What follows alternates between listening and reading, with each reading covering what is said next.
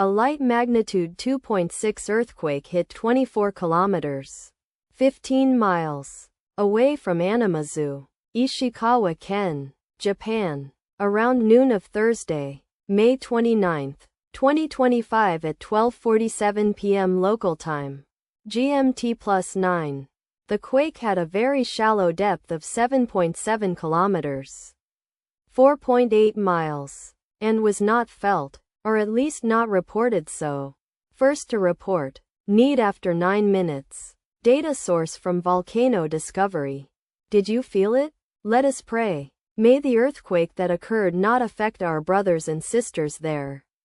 May the earthquake not happen again. And may God protect everyone. Amen.